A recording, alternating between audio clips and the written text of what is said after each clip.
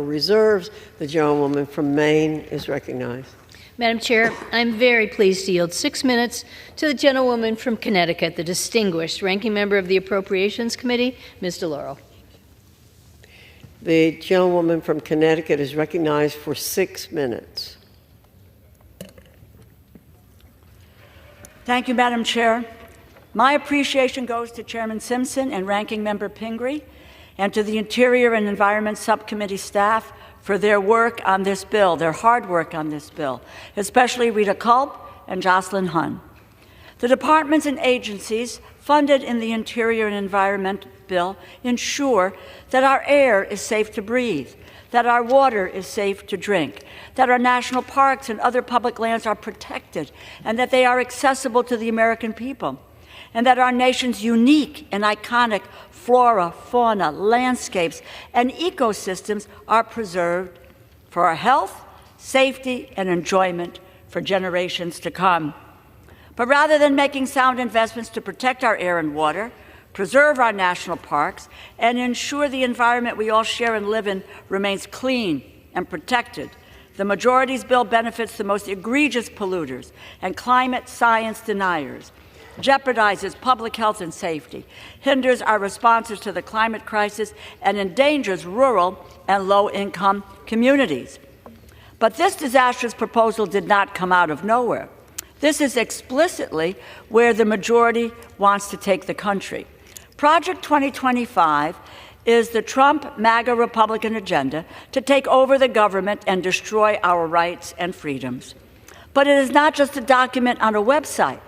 We can see the fingerprints of Project 2025 across each of the majority's appropriations bills.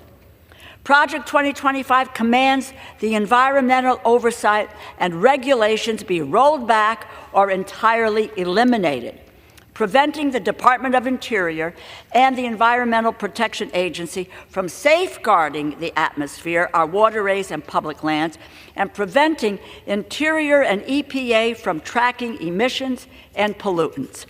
It reverses critical protections for endangered species, including for the grizzly bear and gray wolf. And of course, Project 2025 steps on the gas, so to speak, when it comes to fossil fuel extraction, and it pumps the brakes on any green energy investments. In short, Project 2025 advocates for climate and environmental arson. And we can see exactly where the majority has taken its cues from the Climate Catastrophe Manifesto in this bill. The majority cuts the EPA's Clean Water and Drinking Water State Revolving Funds by $678 million. This is funding for water that we drink, bathe, and cook with, a basic necessity that we have a clear obligation to protect for the American people. And the bill zeroes out funds for environmental justice, worsening the impacts of environmental discrimination for poor and rural communities. Every American deserves to live in a healthy, clean, and safe environment. But this bill abandons those who are most affected by environmental destruction and climate change. By cutting efforts to reduce carbon emissions, slashing community resiliency programs, and requiring fossil fuels lease sales on public lands while prohibiting clean energy projects, the bill unwinds our response to climate change and promotes dirty energy, taking the side of fossil fuel companies and those who deny the scientific reality rather than address the escalating risk to our economy and our national security presented by the changing climate and growing number of extreme weather events. The impacts of climate change are deadly, costly.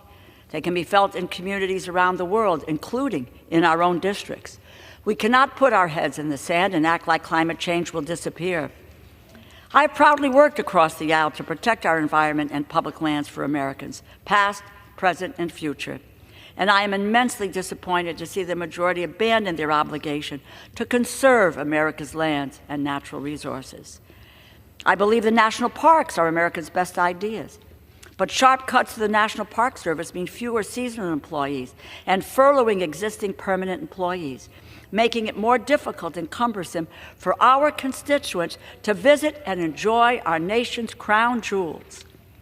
Cuts to the Smithsonian Institution will likewise curb America's access to the world's greatest museum, education, and research complex.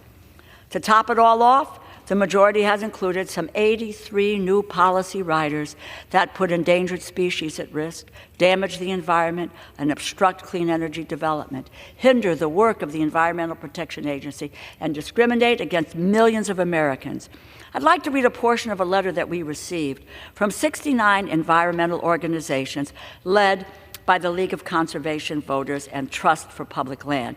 They say, and this is a quote, "This bill is riddled with so many outrageous policy attacks on our environment that it is impractical to list them individually.